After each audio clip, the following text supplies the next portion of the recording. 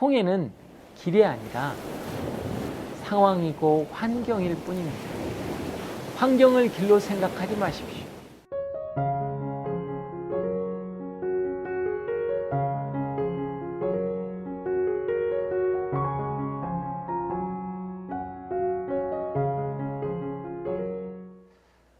우리가 인생을 살다 보면 가고 있는 길에 대해서 확신이 없고 길이 보이지 않을 때가 있지요. 다니엘과 그 세 친구를 보면 그들은 바벨론 선교를 하겠다라는 거창한 비전이 있었던 것도, 하나님의 부르심을 들었거나 하나님의 인도하심을 받아서 간 것이 아닙니다. 그들은 그 당시 시대 상황의 희생물로서 나라가 망하여서 할 수 없이 바벨론의 포로로 끌려갔습니다. 그들에게는 선택권이 없었습니다. 우리의 직업과 직장도 각자 정도의 차이가 있겠지만 다니엘과 그 세 친구와 비교해 볼 때 크게 다를 바가 없는 것 같습니다. 우리 주변은 바벨론처럼 돈과 물질을 우상으로 섬기는 사람들로 가득 차 있고, 회사나 직업은 우리로 하여금 하나님보다 회사나 직업을 더 섬길 것을 요구하고 그래야 성공한다고 합니다. 현재 우리의 삶을 보면 시대 상황에 떠밀려서 일을 하고 있습니다. 별다른 대안과 방법이 없어서 이곳까지 온 것이죠. 그러나 하나님께서 이 모든 것을 세밀히 간섭하고 계시다는 사실을 기억하기 원하십니다. 예레미야서 29장에 보면 만군의 여호와 이스라엘의 하나님, 내가 예루살렘에서 바벨론으로 사로잡혀가게 한 포로에게 이같이 이르노라 라고 말씀하십니다. 바벨론의 포로가 된 것은 쉽게 받아들이거나 이해하기 어렵지만 하나님의 뜻과 섭리 가운데 이루어졌다는 것이지요. 사랑하는 여러분, 현재의 삶의 자리까지 오게 된 것은 하나님의 허락하심과 섭리 가운데 있었다는 사실을 깨닫는 것이 매우 중요한 출발점입니다. 우리는 세상에 떠밀려가는 인생이 아니라 하나님이 심기운 인생이기 때문입니다. 오늘은 하늘의 것을 이야기하는 자 마지막 시간으로 은혜에서 믿음으로 라는 주제로 함께 나누기 원합니다. 우리는 때때로 지긋지긋한 결혼 생활, 나만 이렇게 살아야 하나? 우리 집은 왜 이래? 결혼에 대한 푸념을 합니다. 너무나 속 썩는 자식을 보면서 자식이 웬수다, 내가 왜 낳았는지 모르겠다 라는 말을 내뱉을 때도 있습니다. 그러나 어떤 사람에게는 그 결혼이, 자녀를 갖는 것이 10년, 20년 동안 간절히 기도한 제목, 소원입니다. 내가 당연하게 여기는 것이 어떤 사람에게는 평생 눈물의 기도 제목이라는 것입니다. 여러분, 우리가 가지고 있는 것은 당연한 것이 아니라 감사할 제목입니다. 내 삶은 감사할 것이 없는 것이 아니라 깨닫지 못하는 것이지요. 이스라엘 백성이 출애굽을 할 때 하나님이 구름 기둥과 불 기둥으로 인도하셨습니다. 블레셋 땅을 지나가는 것이 가까운 길이었지만 그 길을 지나갈 때 전쟁을 당하면 마음이 바뀌어 이집트로 돌아갈까 봐 배려하셔서 홍해 앞으로 인도하셨습니다. 홍해 앞에 진을 쳤을 때 이스라엘 백성들은 어떤 마음이었을까요? 강만 보고 살았던 그들에게 홍해는 오 비치, 바다다, 너무 아름답고 좋다, 아름다운 뷰를 보면서 감사와 찬양을 했을 것입니다.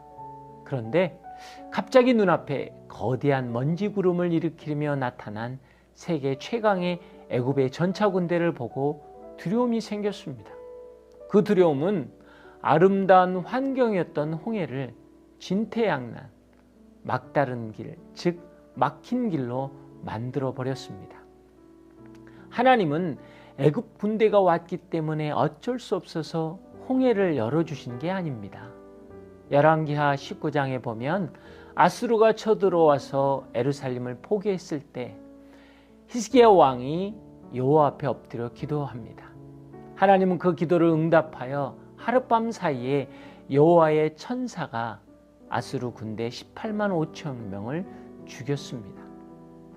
하나님은 홍해를 꼭 가르셔야 할 이유가 없습니다. 불이나 우박으로 땅이 갈라지게 해서 진멸하는 방법도 있었습니다. 홍해는 길이 아니라 상황이고 환경일 뿐입니다. 환경을 길로 생각하지 마십시오. 그러면 우리는 수많은 막힌 길에 둘러싸이게 되는 것입니다. 예수님이 길이 되심을 선포할 때 환경은 열리는 것입니다. 환경과 상황에 갇혀서 길이 보이지 않으십니까? 길이요 진리요 생명이신 주님을 바라보십시오. 주님이 말씀하시면 사막에 강이 흐르고 광야에 길이 나는 것입니다. 신앙의 역설은 모든 것이 확실할 때 하나님이 필요 없게 된다는 것입니다. 반면에 불확실할 때 하나님을 의지하고 성령의 인도하심과 보호하심을 구합니다. 그래서 불확실함은 은혜입니다. 미래를 알게 되면 우리는 충실하게 살 이유가 없어집니다. 그리스도인의 삶은 하나님을 신뢰하며 오늘을 신실하게 살아낼 때 그것이 미래가 되기 때문이지요. 룻은 먹고 살기 위해서 밭에서 이삭을 주우며 살았습니다. 그것을 통해서 보아스를 만나게 되었고 다윗과 예수 그리스도의 조상이 되었지요. 무의미한 하루의 삶이 의미 있는 내일이 되었습니다.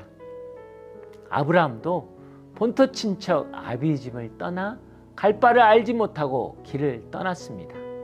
미래가 불확실한 여행길은 방황이 아니라 매 순간 하나님께 필요로 구하고 인도함을 구하는 믿음의 길이 되었습니다. 인생의 불확실함을 없애고 모든 것을 확실하게 만들려고 하지 마십시오. 때로 그 노력이 하나님을 신뢰하는 믿음을 잃어버리는 어리석음이 될 수 있습니다.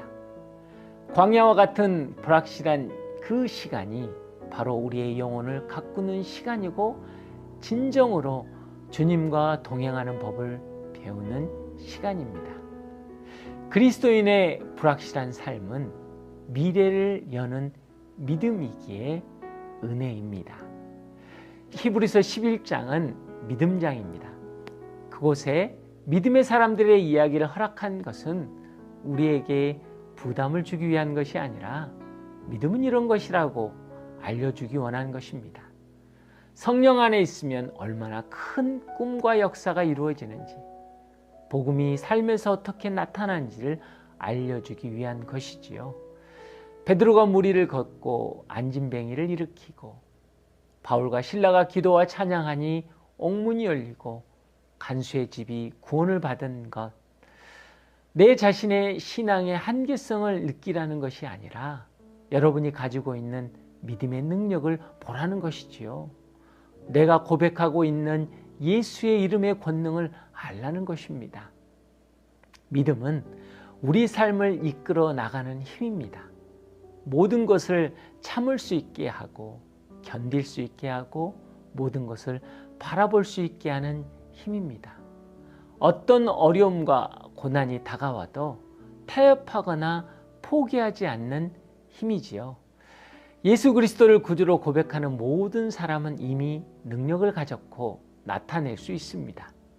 종교인은 성경의 인물들을 사모하지만 신앙인은 성경의 인물처럼 살아가는 것입니다. 믿음은 하나님 앞에 문제를 가져오는 것이 아니라 문제 앞에서 하나님을 바라보는 것입니다. 믿음은 문제가 사라지는 것이 아니라 문제보다 더 크신 하나님을 바라보는 것이지요. 우리는 하나님 앞에서 문제를 놓고 기도하는 것이 아니라 문제를 통해서 하나님을 바라보는 사람들입니다. 우리는 하나님의 능력이 아니라 능력의 하나님께 주목해야 합니다. 신앙의 문제는 하나님을 부인하는 것이 아니라 하나님을 제한하는 것입니다. 하나님을 우리의 이성과 경험 안에 두지 마십시오. 생각에 의존하지 마십시오. 수고하고 무거운 짐진 자들아 다 내게 오라. 그리고 또 말씀하십니다. 자기를 부인하고 자기 십자가를 지라는 것입니다. 짐을 십자가 앞에 내려놓는다는 것은 무슨 뜻일까요? 당신도 지기 힘들어서 지지 않기 원했던 십자가를 왜 우리 보고 지라고 하시는 걸까요?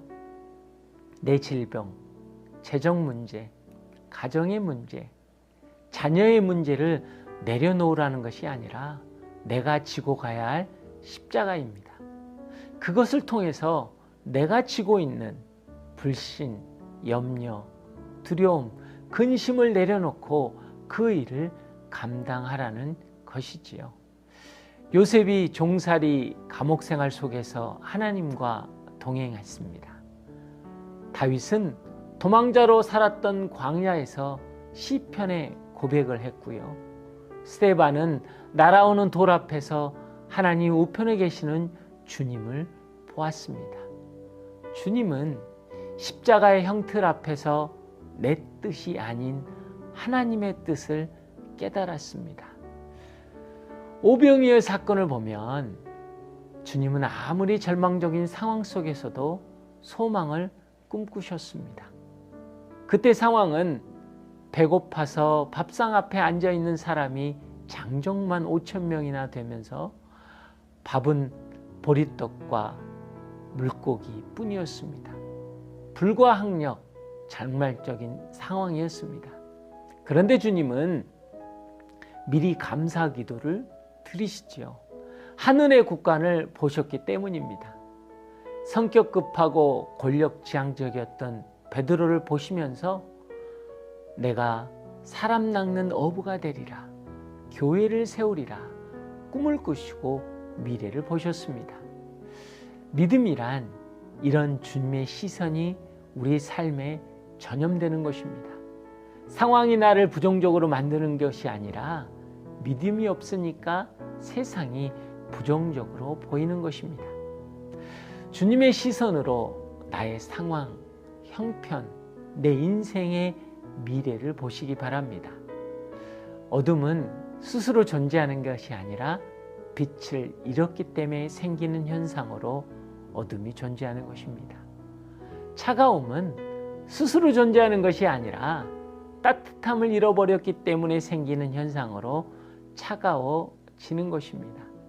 날 때부터 차갑거나 어두운 사람은 없습니다. 살아오면서 따뜻함을 잃어버렸을 때 차갑고 어두운 사람이 되는 것이죠. 절망은 스스로 존재하는 것이 아니라 내가 소망을 포기할 때 절망이 존재하는 것입니다. 현실이 절망적이기에 절망하는 것이 아니라 내가 소망을 포기하기 때문에 절망적으로 변하는 것이지요. 믿음이란 그 어둠에서 소망의 촛불을 켜는 것입니다. 12의 혈루병을 앓던 여인은 부정한 자로 하나님과 사람에게 버림받은 고통과 아픔의 상황이 예수님의 옷자락을 잡을 수 있는 믿음을 만들어내었습니다.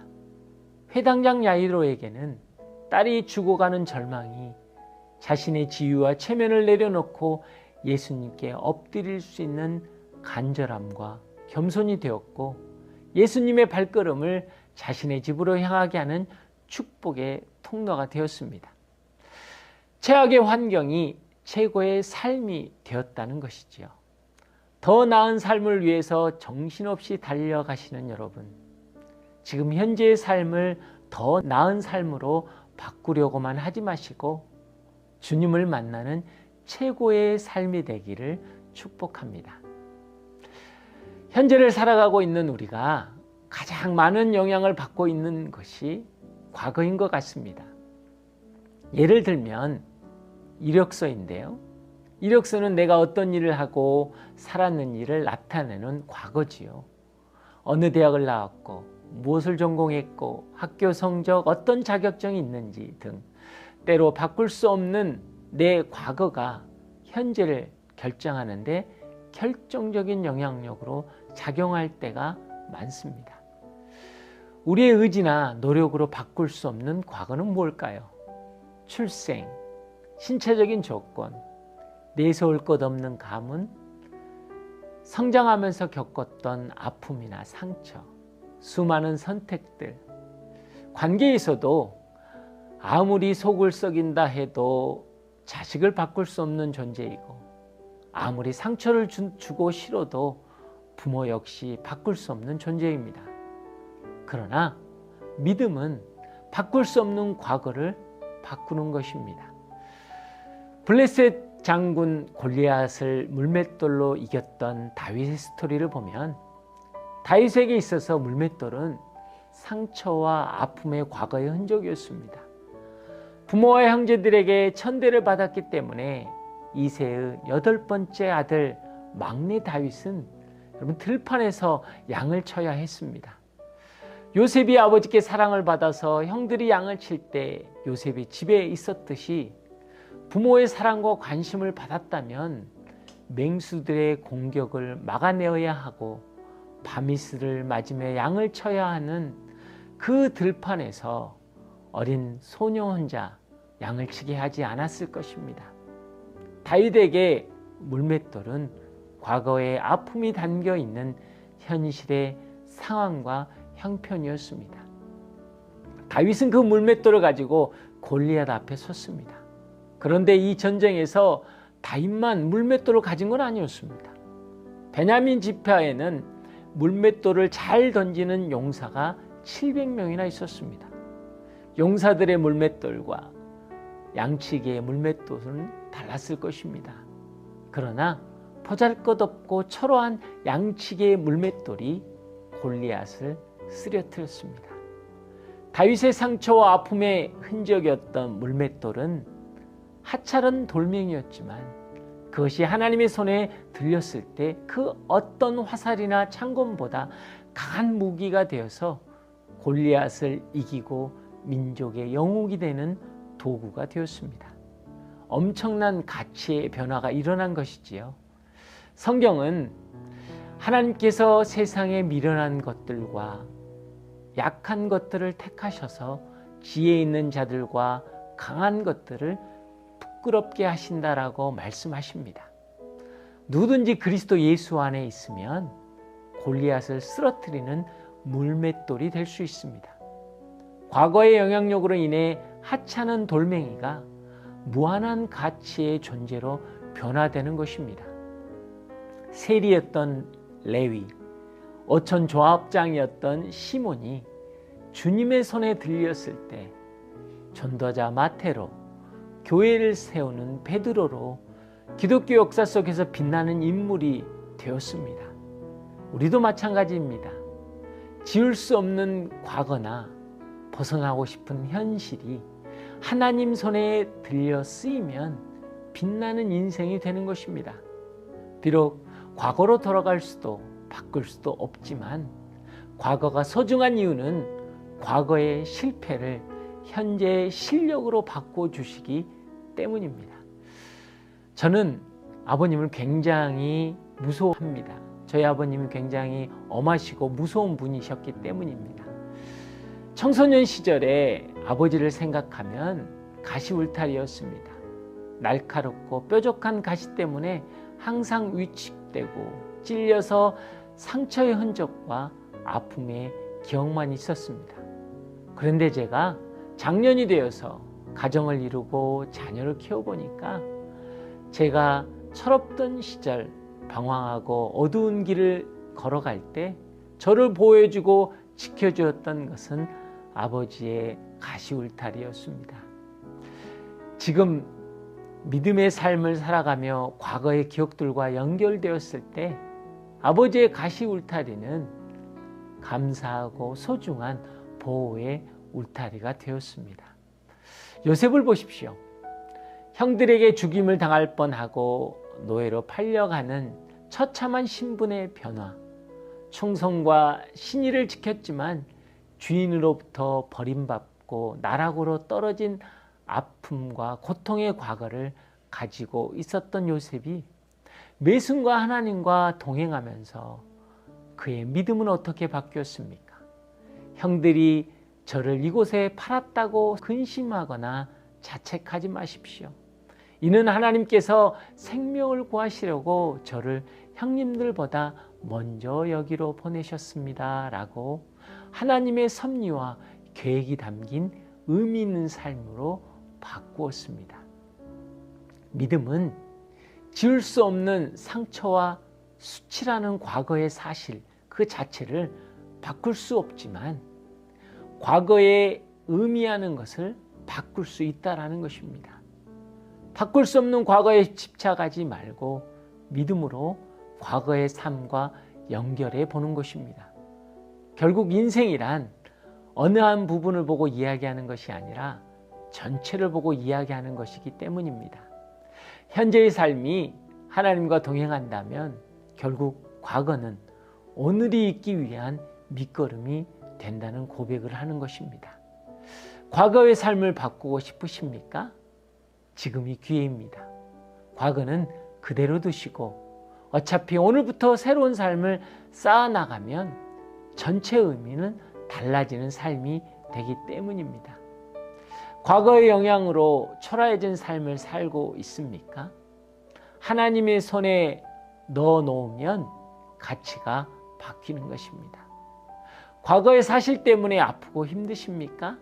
오늘의 삶을 하나님과 동행할 때 과거의 의미가 저주에서 축복으로, 원망에서 감사로 바뀌는 것입니다. 제가 잠깐 제 사역을 나누길 원하는데요. 인디언 마을에서 사역할 때 알코올과 마약 중독으로 많은 사람들이 목숨을 잃었습니다. 장례식장에서 가족을 잃은 여러분, 하나님이 사랑하십니다 라고 하면서 위로를 했지만 그들의 마음을 열지 못했습니다. 그런데 저희 가정도 자녀를 잃고 난 아픔 속에서 가족을 잃은 우리는 하나님이 사랑하십니다 라고 고백할 때 그들의 마음 문이 열리고 복음이 전해지는 것을 보았습니다. 저는 선교를 할 때 가난하고 병든 사람들과 우리가 되어서 가난해지고 병들어지는 것이 좋습니다라고 기도하지 않았습니다. 물질적인 풍요로움을 주시고 그것을 통해 저 사람들을 돕게 하여 주시옵소서. 건강하면 더 잘 섬길 거라고 기도했습니다. 자녀를 잃고 그들과 함께 되었을 때 주님도 보좌를 버리고 인간의 몸으로 오셔서 줄이고 구원하시고 십자가의 고통과 수치를 친히 당하심으로 그런 상황 가운데 있는 사람들에게 찾아가셔서 내가 너와 너의 고통을 안다. 우리는 이라는 말씀의 뜻을 알게 되었습니다. 믿음은 내 인생을 사망으로 이끌어갈 상처가 내 인생을 사명으로 이끌어갈 이유가 되게 하였습니다. 우리는 상처를 없애는 사람들이 아니라 상처를 사명으로 바꾸는 사람들입니다. 내 인생의 부끄럽고 고통스러운 저주 이제 축복으로 바꾸십시오. 내 인생을 절망하게 만들었던 상처를 사명의 근거로 만드십시오. 이것은 하나님의 사람들에게 주어지는 믿음의 특권입니다.